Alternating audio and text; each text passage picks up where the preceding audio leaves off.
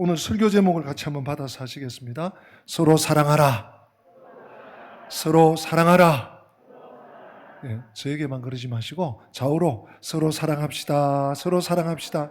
우리 3번 이상 인사합시다. 서로 사랑합시다. 서로 사랑합시다. 우리 사랑이 충만한 우리 영광교회 되기를 소망하고 축복합니다.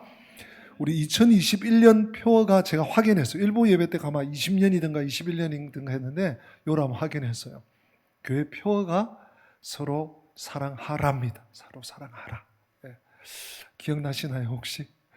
정말 큰 주제고 성경에 어쩌면 가장 중요한 주제일 뿐만 아니라 성경 전체를 망라하는 그런 제목이라고 생각합니다. 오늘 그런데 우리 주님께서 3번씩이나 발견하셨어요? 오늘 2절을 읽었는데 3번씩이나 3계명을 주노니 서로 사랑하라.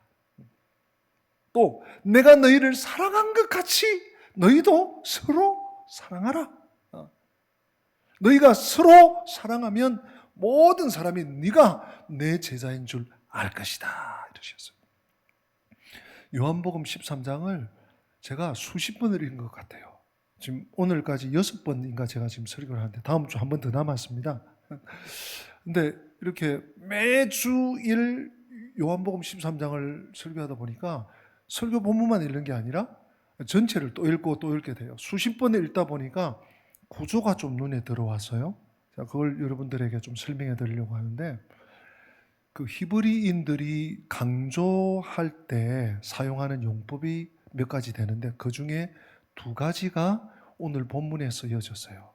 첫 번째는 뭔가 하면 이걸 오늘날 그 현대의 신학자들은 쉽게 말해서 제가 쉽게 표현을 하겠습니다. 샌드위치 구조다. 샌드위치 아시죠? 우리 학생들도 샌드위치 알지? 또는 햄버거 구조다. 그런데 뭔가 하면 양쪽에 빵이 있어요. 이쪽에 빵, 이쪽에 빵. 그 사이에 내용물이 딱 들어있는 거예요. 이런 기법을 히브리인들이 강조용법으로 잘 사용합니다. 이게 무슨 얘기인가 하면 예수님께서 지금 뭐 하셨죠?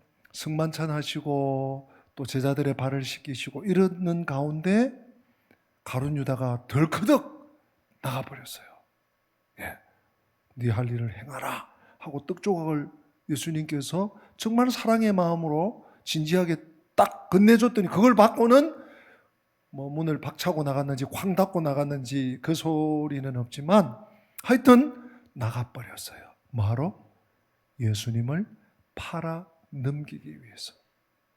대제사장과 장로들에게 예수님을 팔기 위해서 나갔어요. 그리고 중간에 내용이 있습니다. 오늘 본문이 포함된. 그리고 오늘 본문 다음에 또 다른 하나의 빵이 뭔가 하면 시몬 베드로, 예수님의 수제자 베드로가 예수님을 부인하게 돼요. 네. 그것도요, 맹세까지 하면서. 내 손에 장을 지진다. 우리식으로 하면 정말 아니라니까 난 절대 모른다니까. 심지어 저주까지 하면서 그분을 안다면 내가 뭐다 하면서 저주까지 하면서 예수님을 부인해요. 보세요.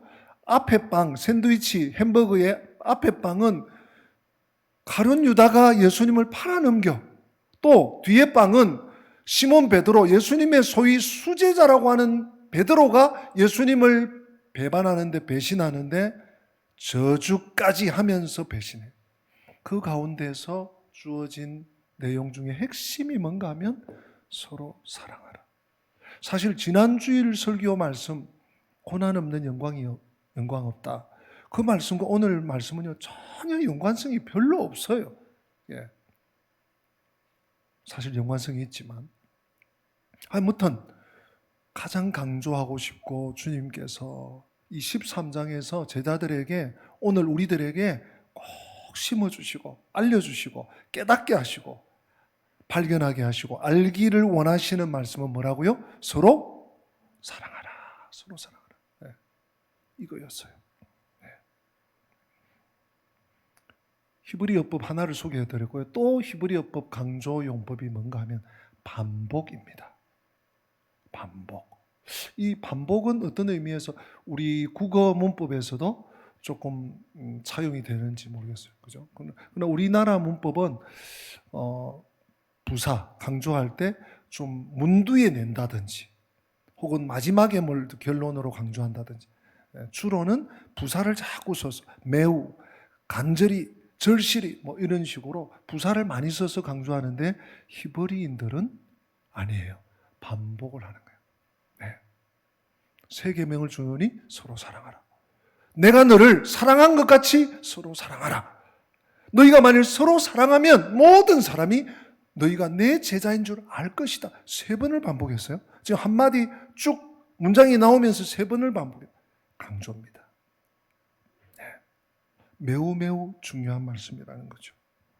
스승을 팔아넘기고 또 소위 수제자라고 하는 제자마저도 이 스승을 부인하고 저주까지 하면서 부인했고요. 나머지 그러면 10명의 제자는 온전하냐? 그것도 아니에요. 나머지는 나도 모르겠다. 나라도 살아야 되겠다. 그러면 날 살려라 하고 제 살 길을 위하여 다 도망하고 흩어져 버린 이 인정머리라고는 손끝만큼도 없는 제자들, 제자 공동체. 예수님은요, 이런 제자들을 어떻게 사랑하십니까? 요한복음 13장 1절에 때가 이런 줄 아시고 세상에 있는 자기 사람들을 사랑하시되 어떻게 해요? 끝까지 사랑하시네. 우리 예수님의 사랑은요, 끝까지의 사랑이에요. 그것도 좀 사랑할 만하고 흠모할 만하고 뭔가 이렇게 이게 좀 키워놓으면 잘 할 만하고 이래서가 아니에요. 정말 지지리도 못났어. 이런 제자들을 주님은요, 끝까지 우리 주님의 사랑, 끝까지 사랑인데, 끝까지 사랑이 뭡니까, 여러분? 자신의 생명과 바꾸는 사랑이에요. 그냥 내가 너 사랑해. 알겠지? 알고 있니? 그 정도가 아니에요. 생명 주신. 자신의 생명과 제자들의 생명을, 우리들의 생명을 바꾸어 버리는 그 사랑이 끝까지의 사랑인 거 여러분 이해하십니까? 그렇다면 여기서 질문이 있습니다. 그러면 하나님은, 우리 예수님은 왜 이렇게 사랑하시는데? 여러분 한번 좀 생각해 보셨습니까? 우리가 죄인 아닙니까? 저나 우리 성도들이나 죄인 아닙니까? 정말 나 한 대로 하나님께서 갚으신다면 우리 정말 이 자리에 앉아 있을 수 있겠습니까? 감히 고개를 들고 하나님을 바라볼 수 있고 하늘을 볼 수 있겠습니까? 그런 우리들을 하나님은 용납해 주시고 용서해 주시고 다시 다독여 주시고 한마디로 사랑해 주신단 말이에요. 왜 사랑하실까요? 답은 너무 명쾌합니다. 성경에 너무 명확합니다. 하나님이 우리 예수 그리스도께서 왜 그럼에도 불구하고 나를 사랑하시되 끝까지 사랑하시는가? 답을 알려드릴게요. 한번 따라서 하십니다. 하나님은 사랑이시라. 예수님은 사랑이시라. 아멘. 사랑이시기 때문에 사랑하시는 거예요. 끝까지 사랑하시는 거예요. 도저히 이해가 안 돼. 도저히 용납이 안 돼. 도저히 받아들일 수가 없어. 그런데도 사랑하시는 거예요. 왜? 하나님은, 제가 언젠가 그렇게 설명드렸을 거예요. 하나님은 사랑이시다. 이 말이 원어적으로 조금 더 가까이 가면은 이런 뜻이라고요. 하나님은 사랑 덩어리시다. 하나님은 그 본체가 사랑이신 거예요. 우리가 하나님을 어떻게 감히 꾹 누지를 수 있겠습니까? 그러나 만약에 그런다면 하나님을 꾹 누지려면 사랑하고 튀어나오는 사랑. 하나님은 그 본체가 사랑이세요. 그 존재 자체가, 존재 방식이 사랑이세요. 우리가 사랑받을 만해서가 아닙니다. 사랑할 만한 혹은 환경이 되어서 하나님이 우리 예수님이 사랑하신 거 아니에요. 주님은 지금 십자가를 앞에 놓고 계세요. 지금 폭도가 주님을 잡으러 올 거란 말이에요. 곧 밀어 닥칠 거란 말이에요. 사랑할 만한 마음 자세가 준비가 되어 있어서 환경이 되어서 사랑하는 것 결코 아닙니다.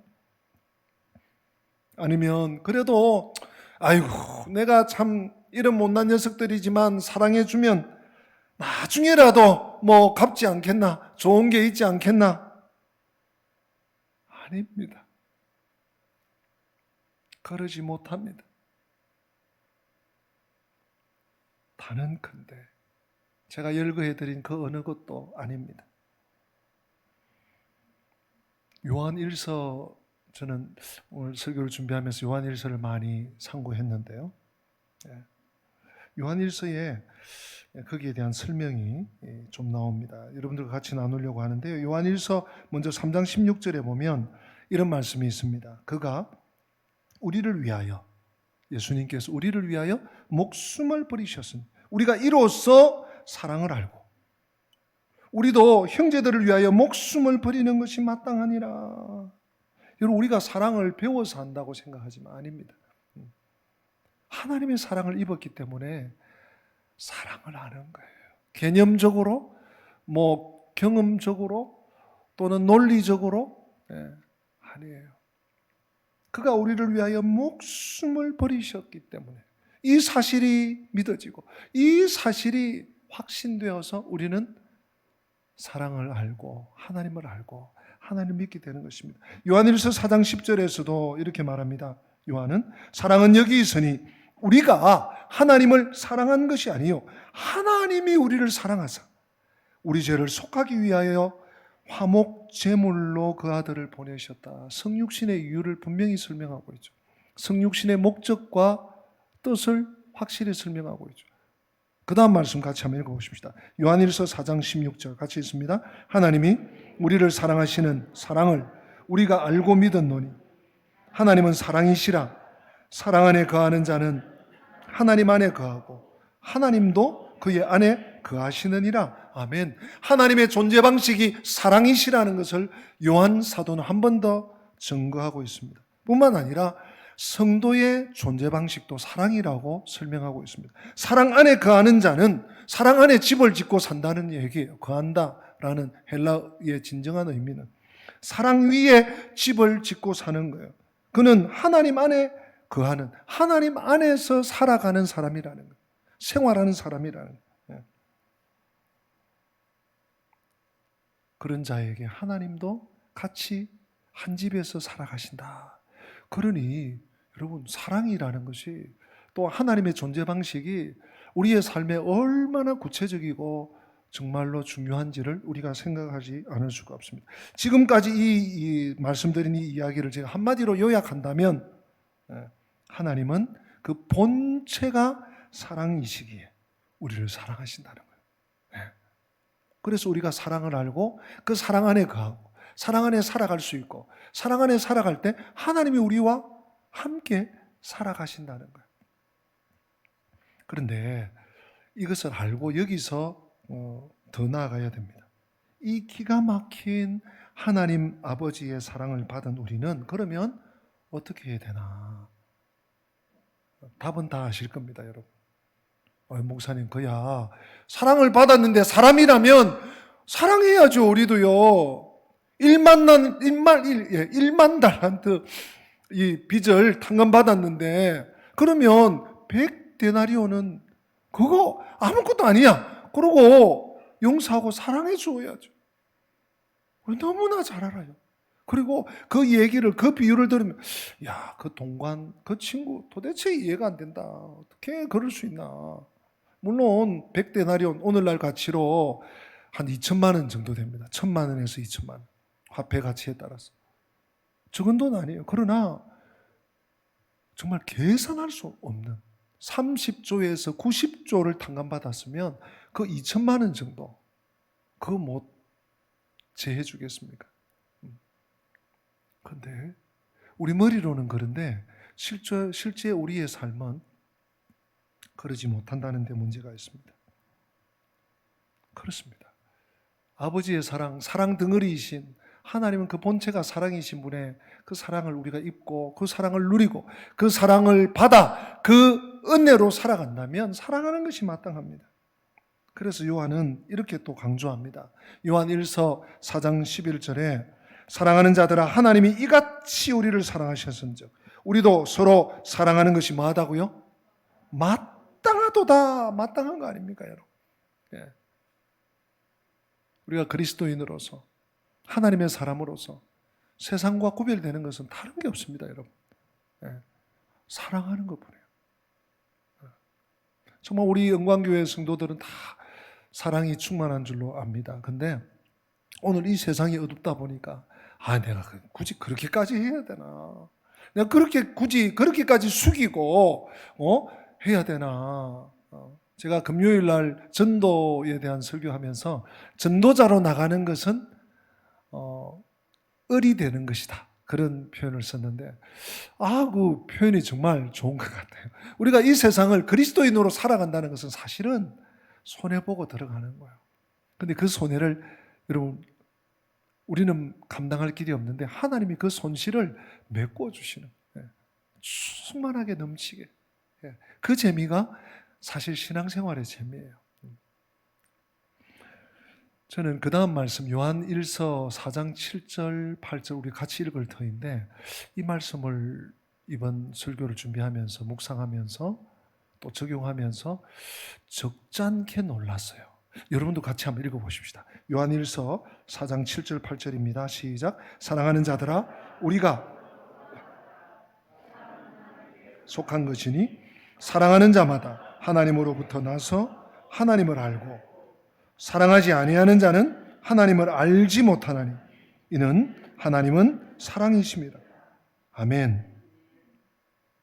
사랑하는 자들아 우리가 어떻게 해요? 서로 사랑하자. 사랑은 내가 하는 것이 아니고 내가 능력이 있어서 내가 좀 다른 사람보다 내가 너보다는 그래도 인품이 낫지, 내가 그래도 너보다는 큰 그릇이지, 이래서 사랑하는 거 아니에요. 네. 사랑은 하나님께 속해 있기 때문에 내가 하나님께 속해 있는 게 맞고 내가 하나님의 사람이 맞고 내가 믿음의 사람이 맞고 내가 성령께 의탁해서 사는 사람이 맞다면 사랑하는 것이 당연하다는 거예요. 아니, 사랑할 수밖에 없다는 거예요. 논리적으로는 그렇습니다. 현실적으로는 좀 그렇지 않을 때가 많은데 제가 놀란 것은요, 적잖이 놀랬다 그랬잖아요. 제일 이 8절 끝구절 때문에 그래요. 사랑하지 아니하는 자는 하나님을 알지 못하다. 많이 읽었어요. 많이 묵상도 하고 암송까지도 해봤어요. 그런데 이 말씀이 이번 말씀을 준비하는데 너무 강하게 부딪혀오는 거예요. 사랑하지 아니하는 자는 하나님을 안 믿는다, 구원받지 못했다 이런 차원이 아니고 아예 알지를 못한다. 하나님하고 상관이 없다는 거예요. 놀랐습니다. 하나님이 우리를 생명 주시기까지 독생자를 이 땅에 보내주시고 그를 친히 죽여서 피 흘려 죽게 하시기까지 사랑하시는 이유가 여러분과 저를, 우리 은광의 성도들을, 이 땅 위에 오고 오는 구원받을 사람들을 사랑하신, 구원하신 이유가 하나님이 사랑이시기 때문에 다른 이유가 아니에요. 네. 나를 통해서 대단한 일을 하고 내가 나가서 물론 마땅히 우리가 또 그렇게 해야 되겠지만 다른 이유가 없어요. 하나님 사랑이시기 때문에. 그런데 똑같이 우리가 형제 또는 자매를 함께 우리 공동체가 서로 사랑하고 또 사랑 안에 산 가정을 우리가 세워가고 한 교회 공동체를 섬겨가고 또 국가를 이루고 이렇게 살 수 있는 것도 역시 하나님은 사랑이시기 때문에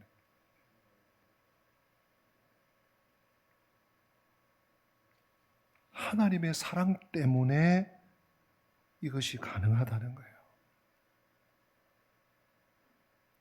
저는 솔직히 좀 충격입니다. 제가 표현을 잘 하고 있는 건지 모르겠지만 이것은 놀랍고도 오묘한 일입니다. 적어도 사랑에 대한 실천의 문제에 있어서 사랑에 대한 이념이나 이론이나 뭐 개념이 아니라 정말 우리가 사랑하고 사느냐 살지 않느냐의 문제에 있어서 가히 이 말씀은 혁명적이라고 생각됩니다. 사랑하지 않는 자는 하나님을 알지도 못한다는, 사랑하라고 하니까 뭐 구약 성경에도 신약 성경에도 사랑하라고 하니까 뭐 율법적으로 의무로 사랑하지 않으면 안 된다고 하니까 워낙 자꾸 말씀하시니까 내키지 않지만 그냥 신용이라도 해보지 뭐. 내 속은 용납하지 않지만 겉으로 그냥 이렇게 표현이라도 해보지 뭐. 그게 아니에요. 성도는, 우리는 언제나 하나님의 사랑 때문에 형제자매를 사랑할 수 있고 또한 하나님은 사랑이시라, 이 사실에, 이 진리에 기대어서 많이 사랑하고 사랑받고 사랑을 이어갈 수 있다는 사실입니다. 오늘 이 말씀을 저는 오늘의 본문 요한복음에 접목시켜 보려고 합니다. 우리 주님께서 3번 반복하셨죠. 첫째, 새 계명을 주노니 서로 사랑하라. 여러분, 맞습니다. 사랑은 하나님의 계명이에요. 구약은 옛 계명, 신약은 새 계명, 뉴 테스터먼트가 그런 뜻이에요. 계명이라는 뜻이죠. Old Testament, New Testament. 네, 그렇습니다. 그런데 계명은 계명인데 어떤 계명입니까? 새 계명입니다. 옛 계명은 단순히 율법 조문에 대한, 또 책에 써 있는, 또는 두루마기에 써 있는 그것을 지켰느냐 지키지 않았느냐, 순종했느냐 복종했느냐 라면, 새 계명은 뭐예요? 그 계명이 내 마음에 기록되는 거예요. 책에 기록되는 것이 아니라 책에 있는 하나님의 생생한 말씀의 증거가 내 마음판에 수록되는 것이라고 예레미야는 기록하고 있죠. 또한 영으로 순종하고 따르는 것입니다. 그런즉 서로 사랑하라, 이 말씀은요, 새 계명이라고 주님 말씀하신 것은 내가 마음으로, 영으로, 삶으로 따라야만 하는 계명으로서의 새 계명이라는 것입니다. 두 번째, 주님께서 이렇게 말씀하셨죠. 너희가 사랑하는데 그 사랑의 퀄리티, 사랑의 수준이 어딘가 하면 내가 너를 사랑한 것처럼 너도 사랑해야 된다 예요. 여러분, 이 차원이 보통 차원이 아닙니다.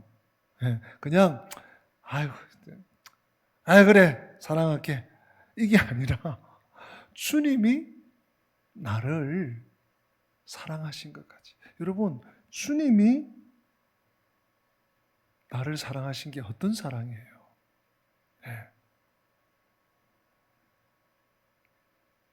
생명 주신 사랑이잖아요. 자기를 희생한 사랑이잖아요. 자기를, 용서하십시오, 거들낸 사랑이에요. 자기 생명을 죽여 나를 살린 사랑이에요. 자기 희생적 사랑이에요. 생명 주는 사랑이고 스스로 자발적으로 손해보는 사랑이 주님이 나에게 주신 사랑이에요. 내가 너희를 사랑한 것 같이라는 말이 그런 의미예요. 너 이 세상 살 때 손해보는 사랑을 해라, 그 얘기예요. 그것이 그리스도를 닮은, 그리스도를 따르는 사랑입니다. 마지막 3번째, 주님 뭐라고 하셨죠? 너희가 서로 사랑하면 모든 사람이 너희가 내 제자인 줄 알 것이다. 내 제자인 줄 알 것이다. 여러분, 이 말씀 어떻게 이해하세요? 우리가 사랑하니까 다른 사람을 이렇게 전도할 수 있겠구나. 물론 뭐 그것도 되겠죠. 야, 저분 대단하네. 이렇게 하나님을 높일 수 있겠죠. 근데 여기서 저는 조금 더 들어가 보려고 합니다. 서로 사랑은 세상의 가치를 뛰어넘는 사랑이에요. 다시 말해서 서로 사랑의 계명은 세상을 이기는 사랑입니다. 사랑이 어떻게 세상을 이기지? 그렇습니다. 이 얘기가 어디서 나온 얘기인가 하면 요한일서 5장 3절에서 5절까지에 나와요. 우리 같이 한번 이 말씀을 상고해 보십시다. 요한일서 5장 3절부터 5절 조금 긴데 천천히 또박또박 같이 읽어보십니다. 시작. 하나님을 사랑하는 것은 이것인 우리가 그의 계명들을 지키는 것이라. 그의 계명들은 무거운 것이 아니로다. 무릇 하나님께로부터 난 자마다 세상을 이기느니라. 세상을 이기는 승리는 이것이니 우리의 믿음이니라. 예수께서 하나님의 아들이심을 믿는 자가 아니면 세상을 이기는 자가 누구냐? 아멘. 여러분, 세상을 이긴다는 얘기도 나오고 그가 믿는 자, 믿음을 가진 자라는 얘기도 나오고 한데 여러분, 이 구절에서 가장 키가 되는 구절은 저는 3절이라고 봅니다. 하나님을 사랑하는 것은 이것이니 우리가 뭐라고요? 그의 계명들을 지키는 것. 그의 계명이 뭡니까? 서로 사랑하라. 주님이 주신 계명은 딱 한 가지예요. 그리고 그것이 성경 전체를 망라하고 아우르고 있습니다. 서로 사랑하라. 사랑이 바로미터입니다. 사랑만이 시금석입니다. 사랑이 있을 때, 이 소금을 두고 내가 사랑이라는 소금을 두고 행할 때 나는 믿음의 사람이라는 거예요. 나 안에 믿음이 증거가 되는 것이죠. 그 믿음이 세상을 이기는 거예요. 그러니 결국 뭡니까? 사랑이 세상을 이기고 돌파하는 것입니다. 놀라운 말씀이죠. 주님은 그냥 야, 너가 좀 손해봐. 어떡하겠니? 좀 뭐 복음 전하고 또 전도하려면 네가 좀 손해봐야 되지 않겠냐? 야, 나도 고생했잖아. 너도 고생해. 이 차원이 아니에요. 주님이 주시는 말씀의 결론은 세상을 이기는 믿음이 사랑에서 나온다. 사랑에서 나온다. 주님의 사랑, 박애라고 그러죠. 우리 기독교 사랑을 박애라고 그럽니다. 공평한 사랑이기도 하고. 사랑할 수 없는 사람들을 사랑하는 것. 나아가서 나와 아무런 상관이 없는 사람까지도 사랑하는 것. 심지어 나에게 해를 끼치고 나를 능멸하고 나를 공격하고 나를 궁지로 몰아넣는 사람까지도 사랑하는 것. 가룟 유다, 베드로 이런 자들까지 끝까지 사랑하셨듯이 말입니다. 그분을 믿고 그분을 따르고 그분을 모신 자는 다름 아닌 사랑의 사람이에요. 서로 사랑하라 하는 주님의 새 계명을 붙잡고 붙들고 몸부림치면서 살아내는 자가 이 시대의 진정한 믿음의 사람이고 성경적 믿음을 가진 사람입니다. 오늘 우리는 이 말씀을 가지고 가정으로 가야 됩니다. 그리고 교회 공동체 안에 적용하면서 살아야 합니다. 나아가서 대지진 참사로 고통을 겪고 있는 터키와 시리아 사람들을 사랑해야 합니다. 북한 지하교회 성도들의 그 고통을 우리가 나와는 아무 상관없는 것 같지만 민족이라는 이름 때문만이 아니라 그리스도의 사랑을 내가 가지고 있다면 그들을 위해서 기도하고 그들에게 새로운 길이 열리도록 우리는 같이 힘써야 합니다. 뿐만 아닙니다. 이 땅 위에서 질병으로 투병하고 있는 우리 교회의 성도들, 또 이 땅 위에 응급실에서, 수술실에서, 중환자실에서 고통하는 모든 연약한 자들을 사랑해야 합니다. 또한 이 땅의 모든 고통과 어려움 속에 있는 사람들을 나 몰라라가 아니라 궁극적인 우리의 사랑의 대상으로 놓고 기도하며 긍휼히 여기며 함께 손잡고 가는 것. 서로 사랑하라의 대상이라는 것 기억하시고 아직 연초입니다. 이런 마음 가지고 주님과 함께 인생 행로를 걸어가시는 저와 우리 영광의 가족들 다 되시기를 주님의 이름으로 부탁하고 축복합니다. 우리 다 함께 기립하십니다. 찬송가 220장 오늘 말씀을 마음에 새기면서 찬양하십니다.